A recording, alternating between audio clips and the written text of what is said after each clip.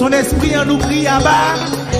Alléluia. On va venir avec la joie dans nos cœurs et dans sa présence de nos pères. Alléluia. Je chanterai de tout cœur les merveilles de mon papa Yahweh. Il m'a ôté des ténèbres, il m'a délivré. Je chanterai les merveilles de mon papa Yahweh. Il m'a ôté des ténèbres, il m'a délivré. Je chanterai. Oh, alléluia. Il m'a ôté, il m'a délivré. Mon papa est fidèle. Alléluia. Il ne change pas, il est le même. Oh, comme ça, je n'ai plus rien à craindre. Car Yahweh m'a libéré. Mon papa.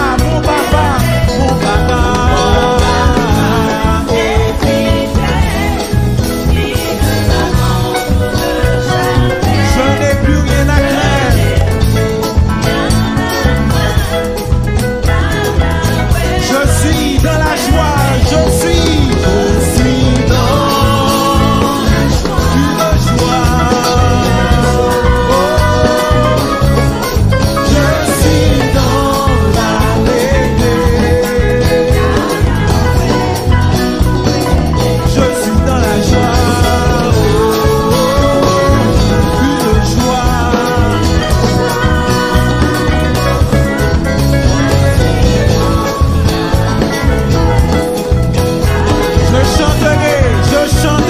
Je chanterai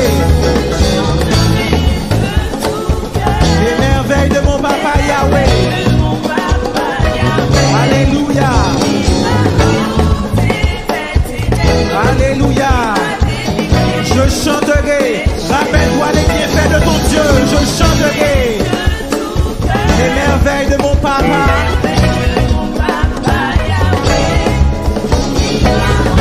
Alléluia. Alléluia. Mon papa est fidèle. Mon papa. Il ne m'abandonne jamais. Je n'ai plus rien. Mon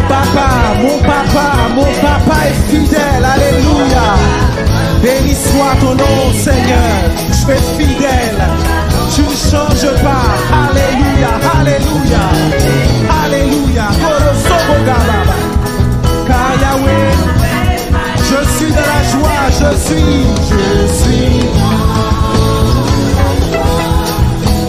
Une joie immense.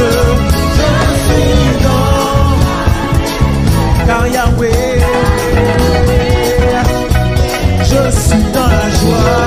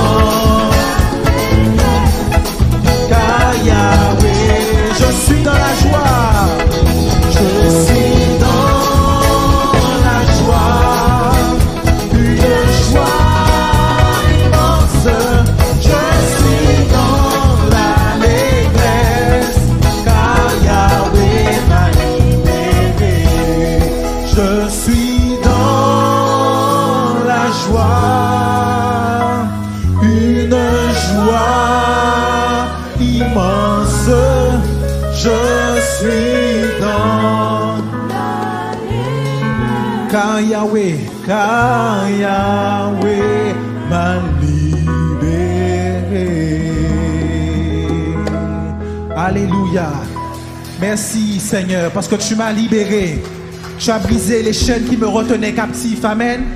Alléluia. Tu as détaché les liens qui me retenaient. Tu m'as rendu libre dans l'esprit. Alléluia. Et c'est dans cette liberté que je viens dans ta présence. Alléluia. Nous t'adorons. Nous te louons.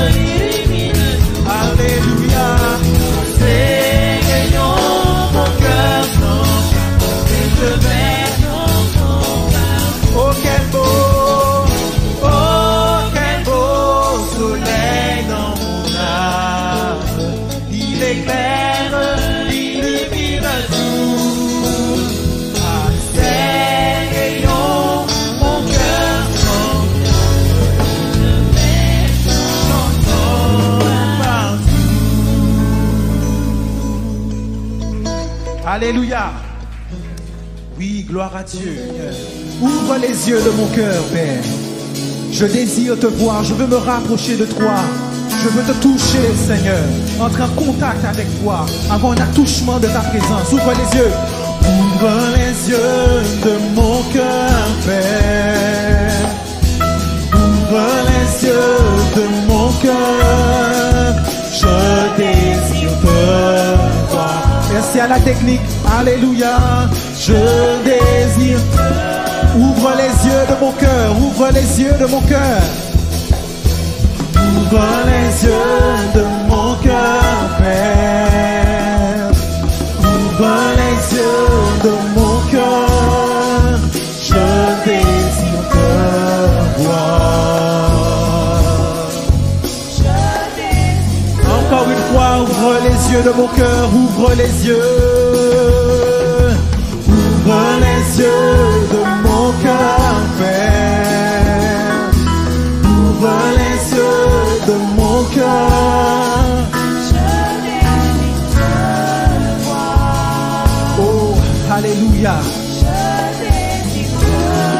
élevé, élevé, élevé au plus haut, rayonnant, rayonnant de l'éclat de ta gloire. Répands, répands ton amour, ta force, alors que nous chantons, tu es saint. Ouvre les yeux de mon cœur, Père. Ouvre les yeux de mon cœur, je désire te voir. Je désire te voir. Ouvre les yeux, ouvre les yeux. Oh, ouvre les yeux de mon cœur, je désire te voir. Je désire te voir. Élevé, élevé au plus haut des cieux, rayonnant de l'éclat de ta gloire. Répands ton amour, ta force, alors que nous chantons. Élevé, élevé, élevé, élevé au plus haut. Alléluia. Rayonnant de l'éclat de ta gloire. Répands ton amour, ta force, alors que élevé, élevé, élevé, élevé au plus haut. Alléluia, rayonnant de l'éclat de ta gloire.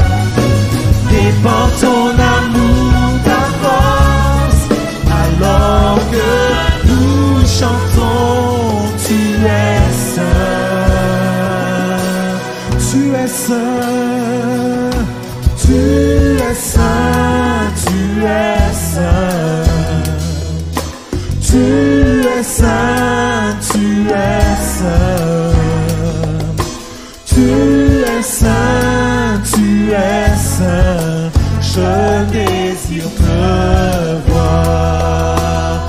Tu es saint, tu es saint, tu es saint. Oh, tu es saint, tu es saint, tu es saint, tu es saint, je désire te voir. Élevé, élevé au plus haut des cieux, rayonnant de l'éclat de ta gloire. Répands ton amour, ta force. Alléluia. Alors que nous chantons, tu es élevé, élevé au plus haut des cieux. Alléluia, Seigneur. Rayonnant de l'éclat de ta gloire. Répands ton amour, ta force, alors que nous chantons, tu es saint, tu es saint, tu es saint, tu es saint. Tu es saint, tu es saint, tu es saint, tu es saint, je désire te voir. Alléluia, béni soit ton nom, Seigneur. Dieu fidèle, tu ne changes pas,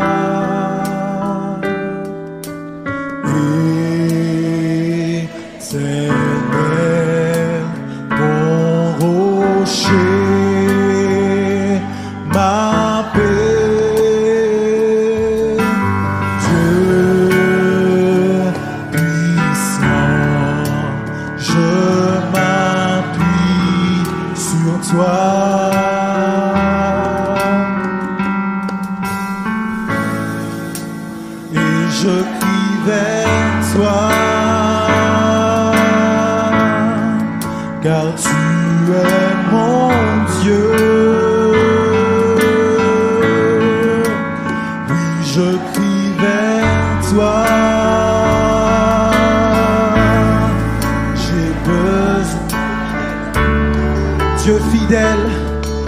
change pas.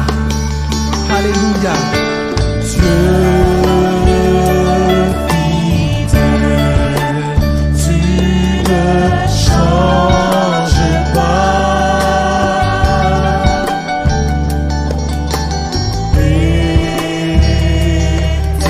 Éternel, mon rocher, ma paix.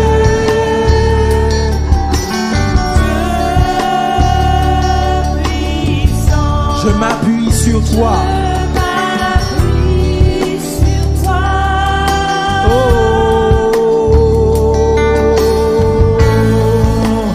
et je crie vers toi, car tu es mon Dieu.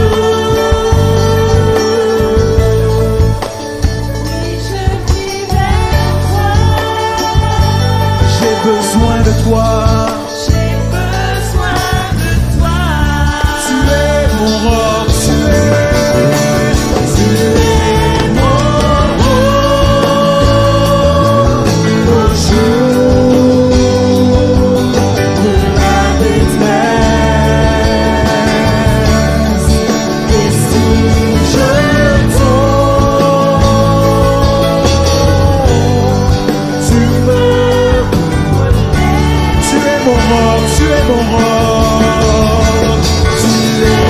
mon roc. Au jour de la détresse, et si je tombe, tu es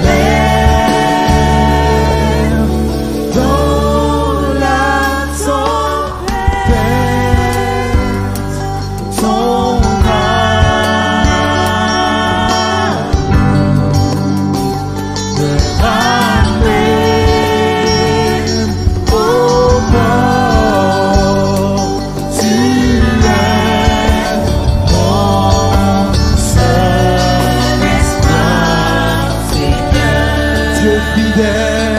Dieu fidèle,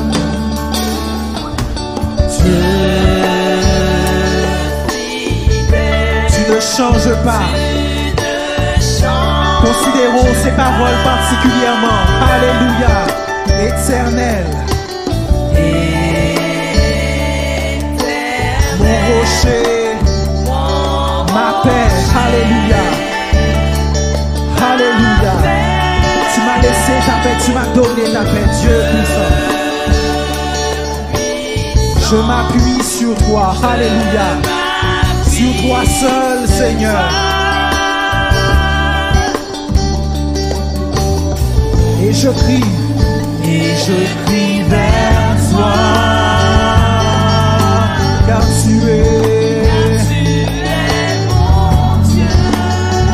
Oh, oui, je crie vers toi. J'ai besoin de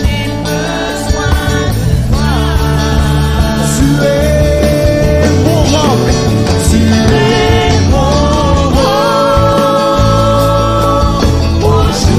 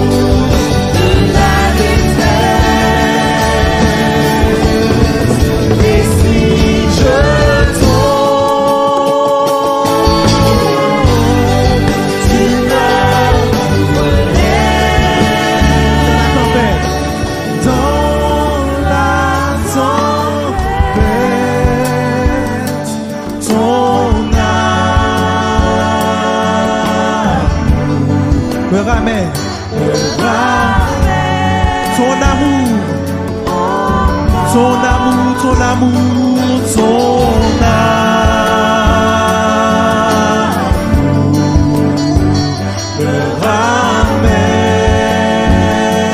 Oh, on répète cette phrase-là, ton amour me ramène, ton âme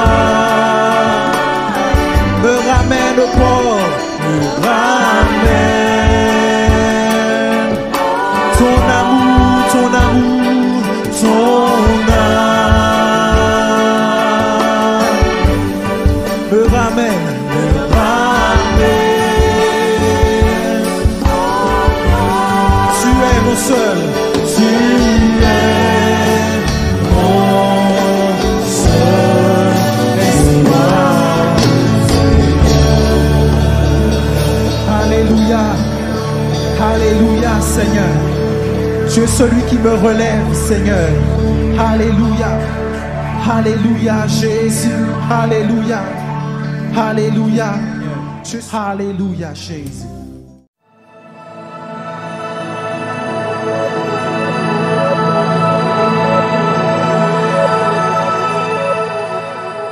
Ce matin, je reviendrai avec vous sur le sujet des vœux, mais cette fois-ci, je me sentirai libre de vous faire des vœux parce que je vais vous faire des vœux que Dieu, lui, a fait. Des vœux que lui, il a préparés. C'est-à-dire la réussite. Nous sommes sûrs que Dieu fera sa part. Mais ça va nous demander à nous de faire notre part pour que la chose se réussisse. D'accord? Voilà ce que je voudrais ce matin vous dire. Laissez-moi avec vous ouvrir la parole du Seigneur. Et je vous propose de faire avec moi une lecture dans le livre des Psaumes, le chapitre 119 et le verset 72.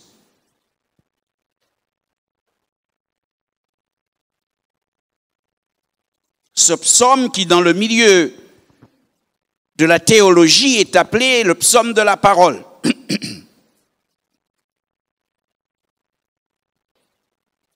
Mieux vaut pour moi la loi de ta bouche que 1000 objets d'or et d'argent. Bien-aimés,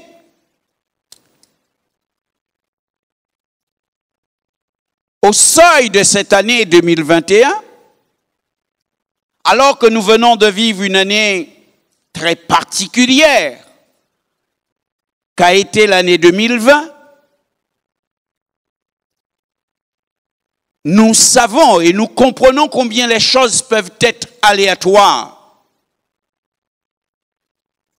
Mais ce que je veux partager avec vous comme vœu ce matin, c'est ce que ni la deuxième, ni la troisième, ni la quatrième vague, s'il devait y en avoir, ne peut empêcher. Et c'est pourquoi je suis très libre, à l'aise, de pouvoir vous faire ces vœux. Parce que j'ai nommé ma prédication, je l'ai titrée « Un engagement à la hauteur de l'espérance ». Un engagement à la hauteur de l'espérance. Qu'est-ce que ça veut dire? Je vous invite ou je vous souhaite que vous puissiez vous engager avec Dieu et pour Dieu à la hauteur de l'espérance que Dieu nous a donnée. Et cette espérance, c'est que nous serons un jour avec lui, il revient bientôt. Sommes d'accord sur cela? Il revient bientôt. Donc, par conséquent, ce que je vous demande ou ce que je souhaite pour vous, ce que je vous fais comme souhait, comme vœu, c'est que chacun puisse vivre comme si le retour du Seigneur était pour aujourd'hui. Que chacun, que chaque personne, nous puissions vivre comme si le retour du Seigneur était pour aujourd'hui. C'est pourquoi, comment cela peut-il se faire? Comment peut-on rendre réalité un vœu, un tel souhait? Eh bien, c'est en faisant de la parole de Dieu pour nous une richesse qui vaut plus que 1000 objets d'or et d'argent. Ce qui veut dire que nous pourrions nous trouver dans certaines circonstances où nous accepterions volontiers de choisir, de préférer la parole à 1000 objets d'or et d'argent. Alors quand vous avez 1000 objets d'or, vous voyez ce que ça peut être. 1000 objets d'argent, vous comprenez ce que ça peut être, votre richesse. Mais que dans votre état d'esprit, que dans votre état de cœur, vous arrivez à préférer la parole de Dieu à cela, c'est comme ça que l'on vit, comme si le Seigneur revenait aujourd'hui. Oh! J'ai pas mis la barre trop haute.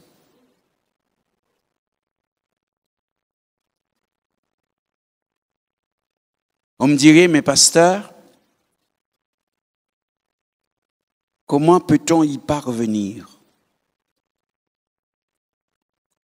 Eh bien, on s'aperçoit, quand on lit les Écritures, que Dieu a fait un plan pour l'Église. Pour que l'Église parvienne à vivre chaque jour comme un peuple dans le domaine collectif et dans le domaine individuel comme des hommes et des femmes qui attendent réellement le Seigneur. Et c'est ce que ce matin, je vais essayer de m'appliquer à faire. Et c'est pourquoi je veux lire avec vous dans le livre des Éphésiens, le chapitre 4, et nous allons lire du verset 11 au verset 16.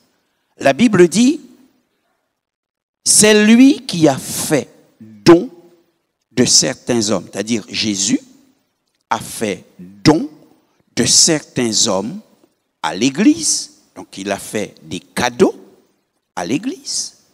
Et ces hommes qu'il a donnés, il les a donnés les uns comme apôtres, d'autres comme prophètes, d'autres comme évangélistes et d'autres encore comme pasteurs et enseignants.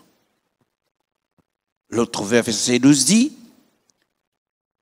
il a fait don de ces hommes pour que ceux qui appartiennent à Dieu soient rendus aptes à accomplir leur service en vue de la construction du corps de Christ. Au verset 13. Ainsi, nous parviendrons tous ensemble à l'unité dans la foi et dans la connaissance du Fils de Dieu, à l'état d'adulte, à un stade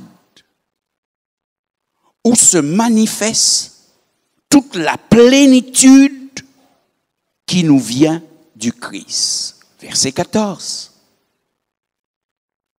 De cette manière, nous ne serons plus de petits enfants ballottés comme des barques par les vagues et emportés ça et là par le vent de toutes sortes d'enseignements à la merci d'hommes habiles à entraîner les autres dans l'erreur.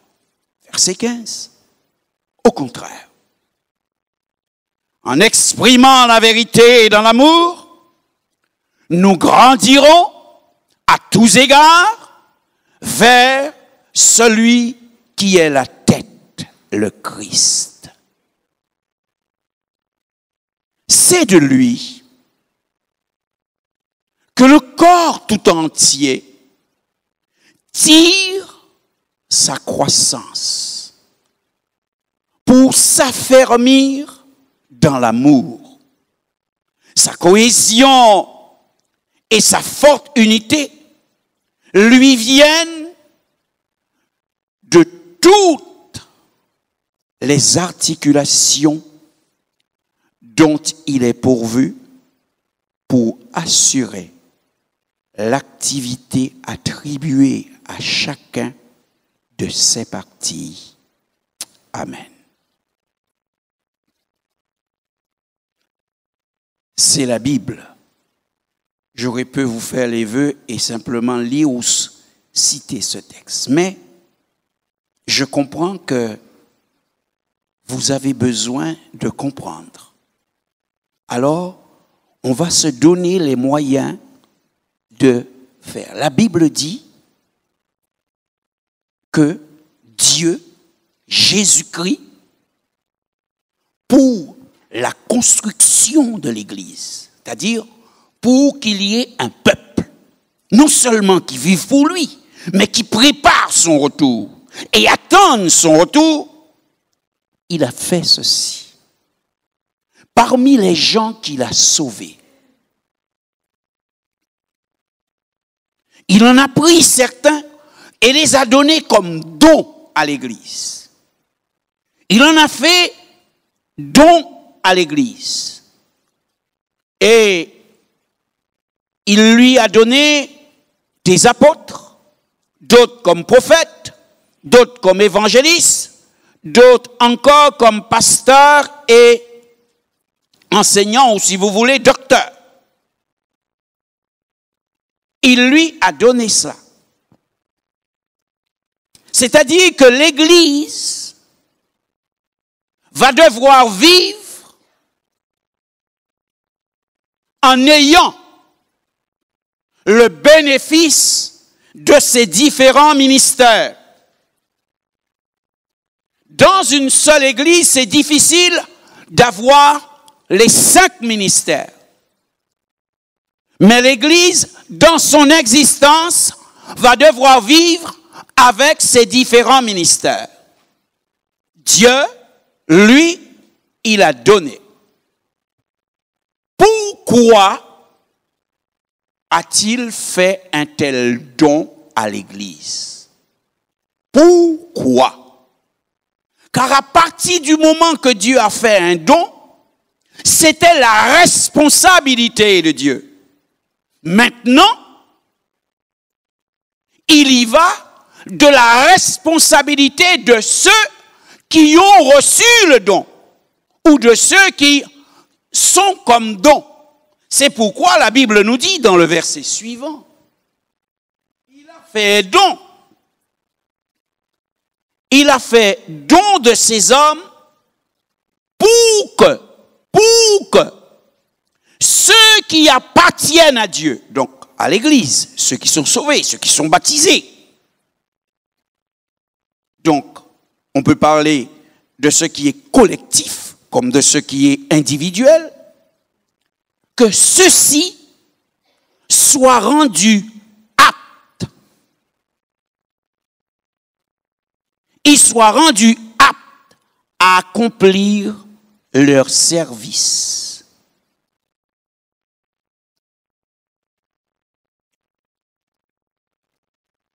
Aptes à accomplir leur service en vue de la construction de l'Église. Comprenons, ici, nous avons quelque chose que nous devons comprendre.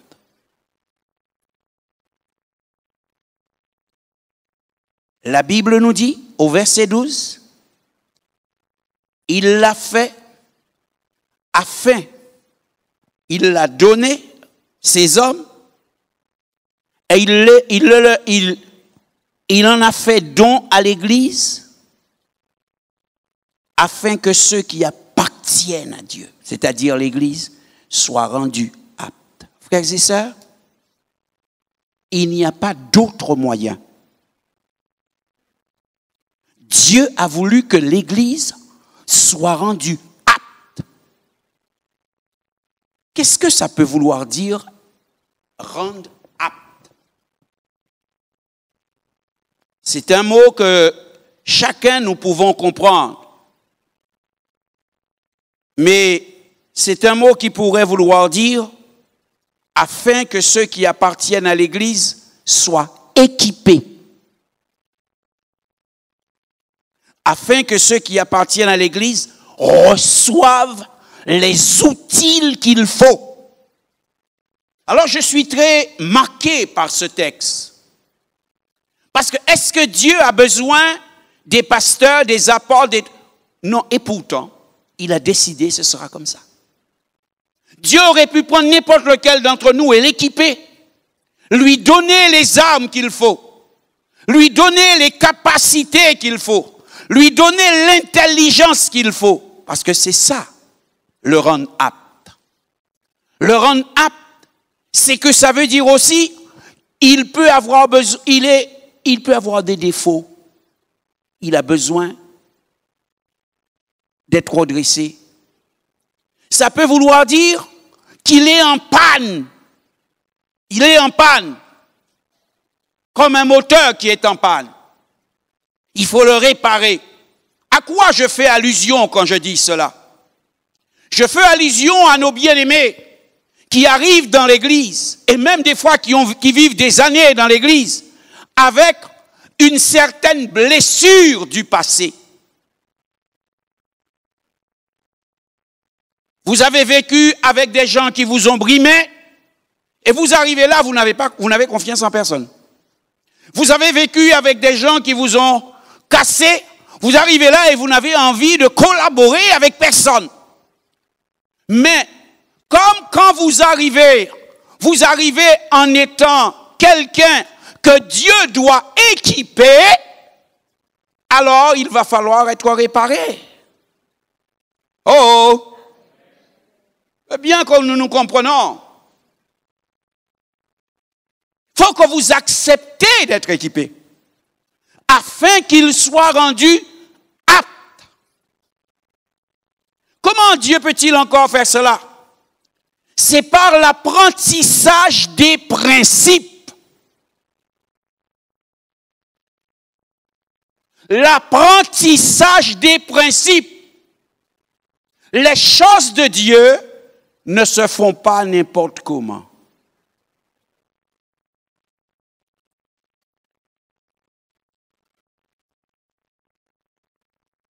Je suis un pentecôtiste à fond. Mais j'ai compris que la vie, ce n'est pas uniquement des miracles, et c'est plus des principes que des miracles.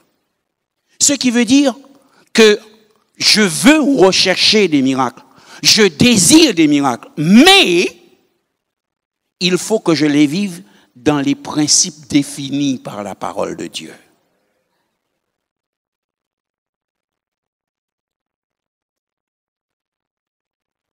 Je veux servir Dieu. Comme les frères, ils ont des talents, ils ont des connaissances, ils ont des capacités. Le frère nous faisait chanter. OK, ce sont des choses que peut-être même votre pasteur n'a pas. Vous avez des capacités, mais ces capacités-là, vous devez les exercer dans les principes. Les principes de la foi, les principes du respect, les principes de l'unité, les principes de l'humilité. C'est dans des principes. Parce que aucune des choses que nous allons recevoir ne sera plus grand que la parole de Dieu. Je suis pasteur. Dieu m'a fait la faveur d'avoir un ministère et qui est reconnu chez vous comme ailleurs. Mais ce ministère-là ne peut pas être plus grand que la parole de Dieu. Pour l'exercer, il faut que je me soumette à la parole. Comprenez ça? Ce n'est pas parce que quelquefois, on m'appelle pour enseigner d'autres pasteurs. On va me dire de venir à un congrès pour prêcher à des milliers de pasteurs. Ce n'est pas pour ça que je suis devenu si grand que la parole ne compte plus. Non, au contraire. Plus je deviens mieux, plus je dois avoir un plus petit que moi au-dessus de moi et plus je dois me soumettre à la parole. C'est ça le principe. Ce que j'appelle le principe d'autorité. Quelqu'un qui est au-dessus de toi. Ainsi, Dieu a fait don à l'Église. Il a donné à l'Église des personnes pour que chaque chrétien, par la prédication, par les études, par le moyen relationnel, les chrétiens puissent recevoir ce dont ils ont besoin et par conséquent qu'ils fassent des progrès et que ces progrès les rendent aptes pour construire le corps de Christ. C'est ça le but. Il y a 3 responsabilités. Dieu a donné à des hommes. Ces hommes-là doivent enseigner. Leur responsabilité, c'est d'enseigner à l'Église. Et la 3e responsabilité, c'est celle de l'Église qui est de se laisser enseigner pour être apte pour pouvoir construire le corps. 3 types de responsabilités. Sinon, on aura tout ce que l'on veut, on n'aura pas d'Église. Pourquoi je dis cela? Regardons le verset suivant.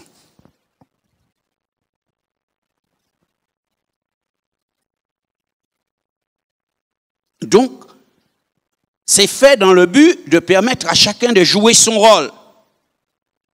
Et c'est quand chacun joue son rôle que l'Église se construit. Que l'Église se construit. C'est pourquoi, voyez-vous, le pasteur, il est là, et je vous le dis souvent, vous m'entendez vous dire, le chiffre 1 est trop petit pour l'œuvre de Dieu. Pourquoi? Parce qu'à lui seul, il ne peut pas faire tout. Alors, s'il veut que chacun joue son rôle, il enseigne. Et il va devoir faire confiance à lui, à lui, à lui. Mais ils ne sont pas parfaits, ces frères-là. Ni les autres, ni le frère. Non, mais il faut à un moment faire confiance. Il faut croire que ce que Dieu a dit, il le fera en lui, en lui, en lui, en lui. Pour que chacun joue son rôle. Tant dans le domaine individuel que dans le domaine collectif. Que chacun joue son rôle. Et c'est pourquoi l'Église a besoin à un certain moment d'être organisée. C'est pourquoi il y a un corps de diacres, une équipe de diacres. Il y a un groupe de musiciens avec des chantres, avec des chœurs. Oui, il faut qu'il y ait différents groupes dans l'Église. C'est ça, organiser, pour permettre, non seulement de manière collective, mais à ce que chacun joue son rôle.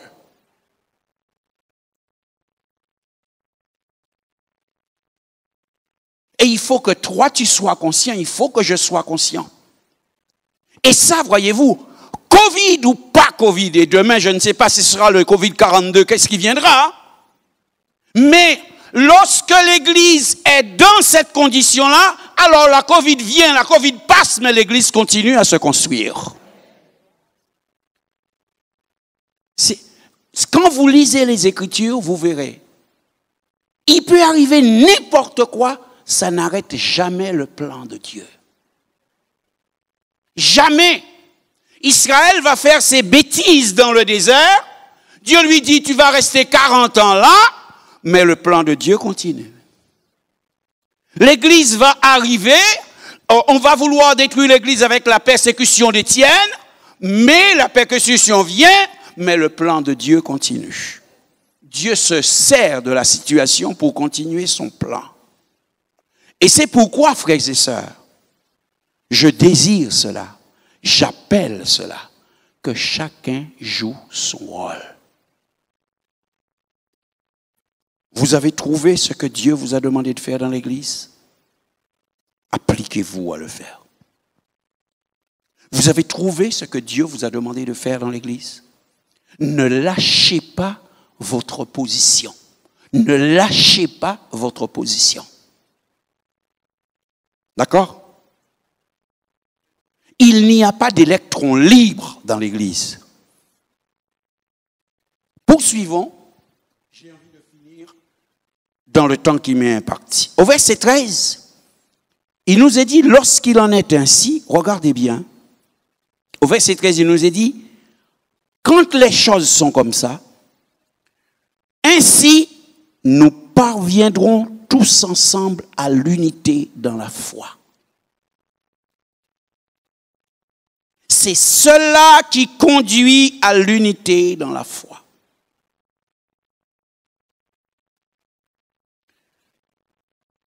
Et dans la connaissance du Fils de Dieu, à l'état d'adulte, à un stade où se manifeste toute la plénitude qui nous vient de Dieu.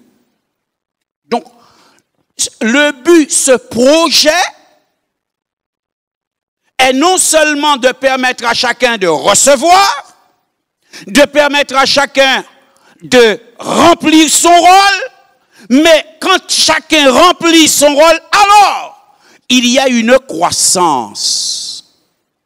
L'Église, l'ensemble, grandit. Dans ce verset 13, il nous est dit, ensemble, nous parviendrons à l'unité de la foi. C'est ça. L'unité de la foi. C'est-à-dire, nous parviendrons à croire la même chose.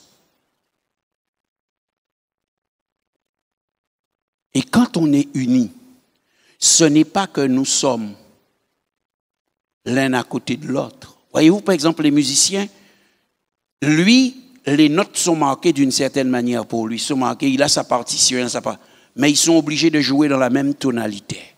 Ils jouent la même partition. Et c'est ça l'Église. Nous avons nos différences, mais nous jouons de la même manière, dans l'unité. Ce n'est pas un à côté de l'autre, mais c'est je suis en toi, tu es en moi.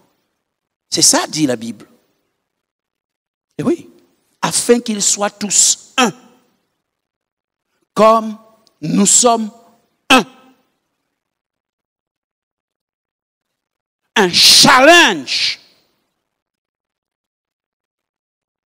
où nous sommes réellement unis. Par exemple, j'aime donner cet exemple.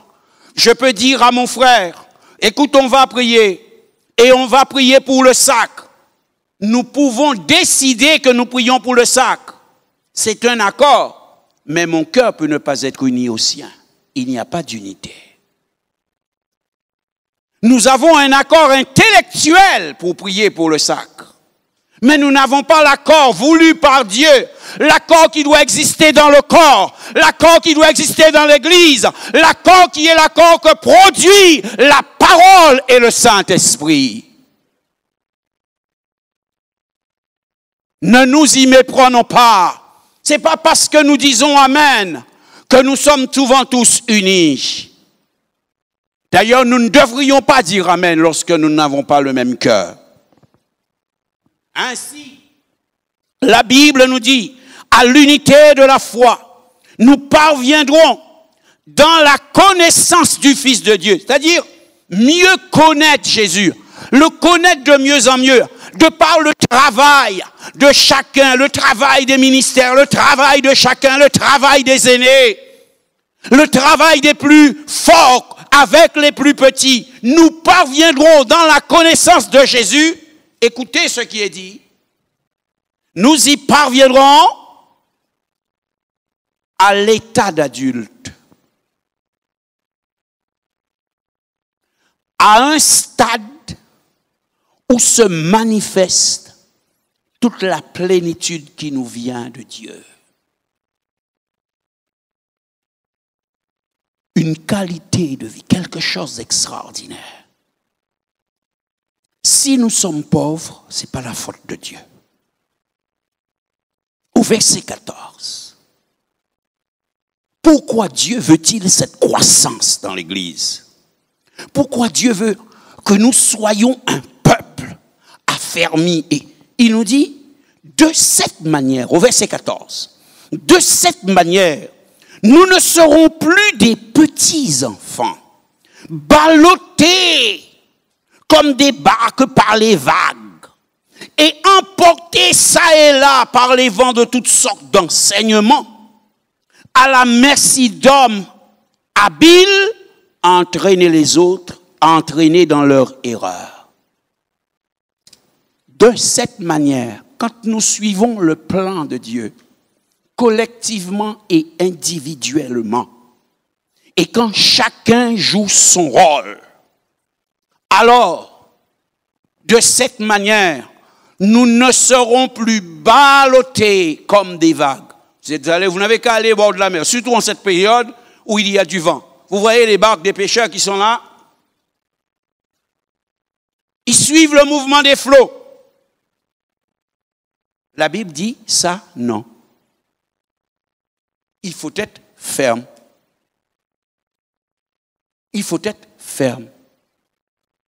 Ne pas être ballotté ça et là par l'enseignement des gens qui sont habiles à vous dire Dieu m'a dit, Dieu a dit, Dieu a... Non. Quand nous faisons comme Dieu veut, il y aura toujours des gens qui diront Dieu a dit. Mais tu seras tellement affermi que tu ne prêteras plus d'importance à ça. Ça n'aura plus d'influence sur toi. Parce que la fin des temps sera marquée par cela. Au point que la Bible nous dit, certains abandonneront la foi pour s'attacher à diverses doctrines. Ainsi, nous voyons pourquoi Dieu veut que les choses soient comme ça.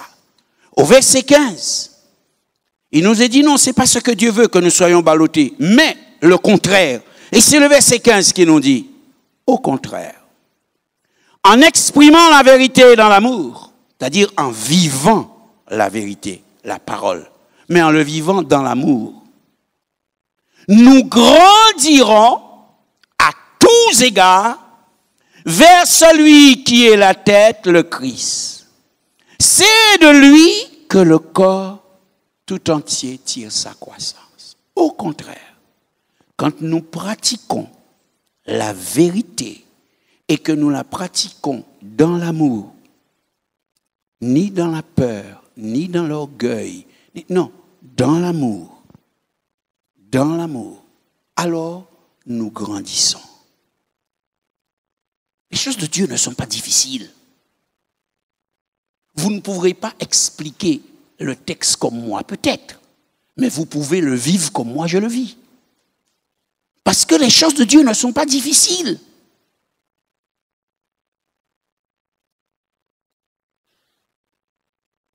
Ainsi, la Bible nous dit, dans ce verset 16, c'est de la tête, c'est-à-dire de Christ, que tout le corps, c'est-à-dire nous tous, tout entier, nous tirons notre croissance pour s'affermir dans l'amour. Donc voyez-vous, notre affermissement se fait dans l'amour. Ce corps va tirer également de par le fait qu'elle va grandir, de par le fait qu'il va grandir. Et de par le fait qu'il va grandir dans l'amour, il va tirer aussi en Christ sa cohésion et sa forte unité. Lui viendra de toutes les articulations dont il est pourvu. Sa cohésion, c'est-à-dire l'ensemble fait un tout, et un tout solide. L'exemple que je peux vous donner, c'est quand vous faites un gâteau, ça tout le monde peut le comprendre. Quand vous faites un gâteau, il y a des œufs, il y a de la farine, et quand vous faites un gâteau au beurre, il y a du beurre, vous faites un gâteau à l'huile, il y a de l'huile, mais une fois que le tout est mélangé et le gâteau est fait, vous ne pouvez plus trouver l'huile séparée, non, c'est plus possible. Pourquoi? Parce que le tout est arrivé dans une unité qui a fait qu'ils sont devenus un. On ne peut plus les séparer. Désormais, on ne parle plus d'eux, on ne parle plus de farine, on ne parle plus de ceci, on parle du gâteau. Et c'est ça, au milieu de nous, dans l'œuvre de Dieu, à un moment, notre individualité doit laisser place à l'unité. Je reste toujours, je resterai, je suis né et je mourrai tagliamento Fred. Mais lorsque je suis dans l'église, je suis un membre uni aux autres. Et comme je vis dans l'église 24 sur 24, alors 24 sur 24, nous sommes unis. Pour qu'il y ait ces murs ici, il a fallu du ciment, du gravier, du fer et de l'eau. Maintenant, quand je regarde, je vois qu'un mur. Où est l'eau? Où est le ciment? Où sont les graviers? Où est le sable? C'est pourtant là. Mais c'est tellement homogène que l'un s'est fondu dans l'autre et on ne peut plus les séparer si on ne casse pas. Si vous voulez retrouver le sable, il faut aller casser et encore. Si vous voulez retrouver le ciment, il faut... Donc, c'est ça. L'unité de l'Église devrait être, ça devrait nous dire que pour que nous puissions retrouver notre individualité, que je sois monsieur un tel, il faut que je casse l'Église. Est-ce que j'ai le doigt? L'unité. Est-ce que je me fais comprendre? Vivons pour que quand le Seigneur viendra, s'il revient aujourd'hui, que nous soyons debout. Vous n'aurez peut-être pas le temps de mettre cela en pratique, mais ce sera dans votre cœur. Ce sera dans votre esprit. Ce sera l'engagement de votre âme. C'est pourquoi je vais vous dire, la cohésion, c'est quelque chose d'extraordinaire. Je termine ce matin en disant, pour assurer l'activité attribuée à chacun de ces parties, l'unité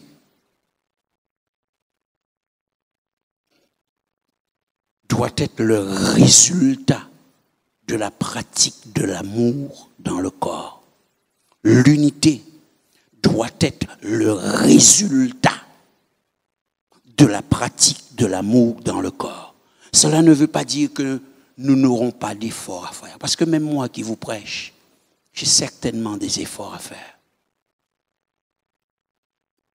Ce qui serait grave, c'est que je les connaisse et que je refuse de les faire. Ce qui serait grave, c'est que tu ne puisses même pas prendre conscience.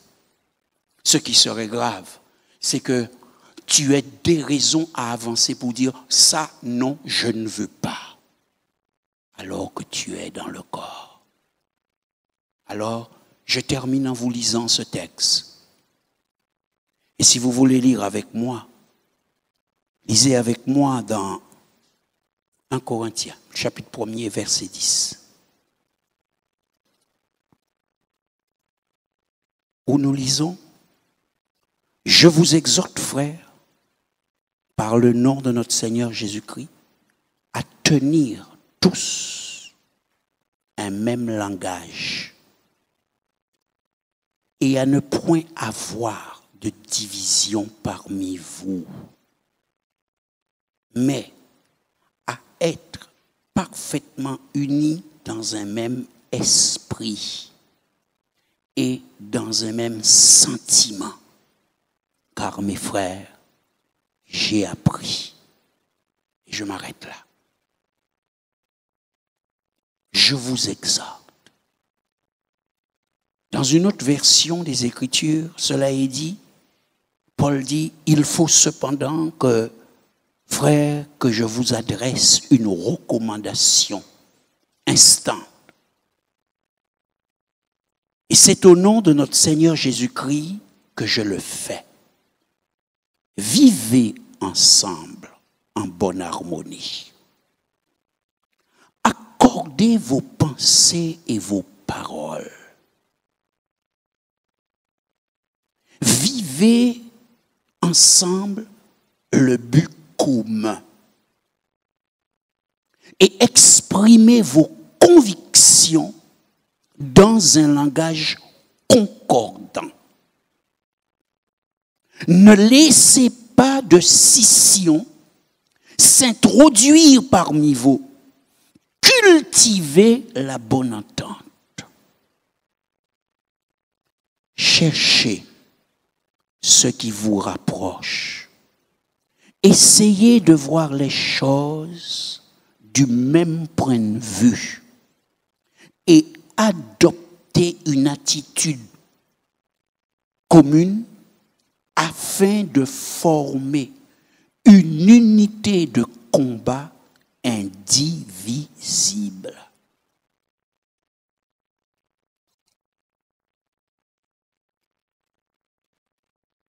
Cette unité à laquelle je vous appelle et par laquelle je vous fais des vœux, ce n'est pas Dieu seulement qui viendra le faire. Vous avez remarqué les verbes qui sont employés? Agissez, faites, entretenez. Ça ne peut être fait que par vous et moi. C'est notre engagement. Ce qui aurait pu empêcher que cela se fasse, c'est qu'il manquerait l'essentiel. Or, cet essentiel, Dieu nous l'a donné. Un même salut, une même foi, un même esprit. Alors maintenant, c'est à nous de le faire. Je vous lance le défi. Je vous lance le défi. Ce sont mes vœux pour vous. Que vous puissiez chaque jour de l'année vivre à rendre cela possible. Et si vous pensez ne pas pouvoir vous en souvenir, je vous donnerai mes notes. Je ne fais pas ça d'habitude, mais je les tiens à votre disposition. Que Dieu vous bénisse. Parce que je suis très sérieux. J'ai toujours été sérieux dans la prédication. Maintenant, ce matin, j'ai mis le degré un petit peu plus haut. Que Dieu vous bénisse. Rendons grâce à notre Dieu.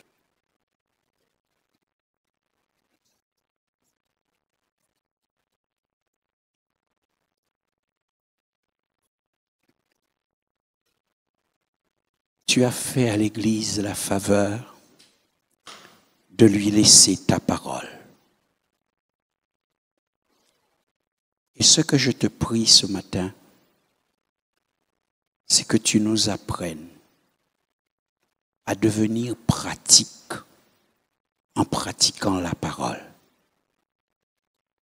Parce que bien des défaites que nous avons connues ont été le fait que nous n'avons pas obéi ou que nous ne nous soyons pas conduits avec les normes de la parole.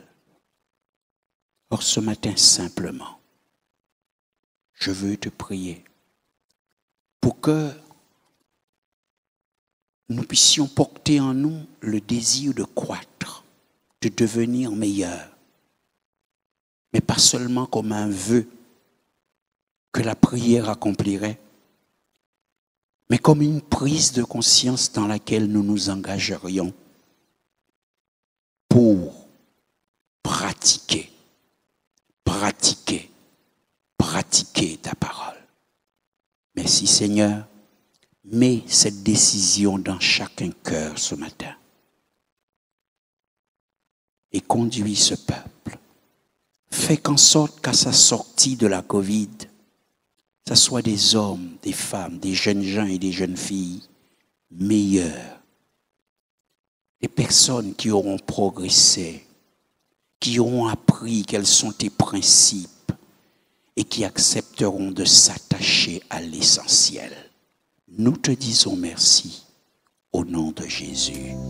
Amen. Tu es l'alpha et l'oméga. Nous t'adorons. Tu es dit,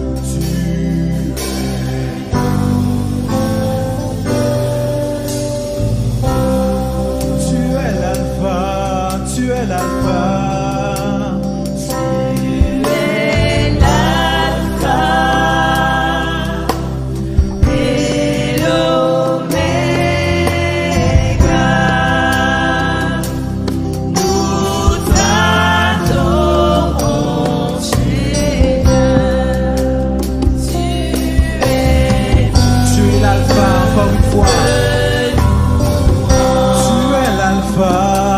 Tu es l'alpha,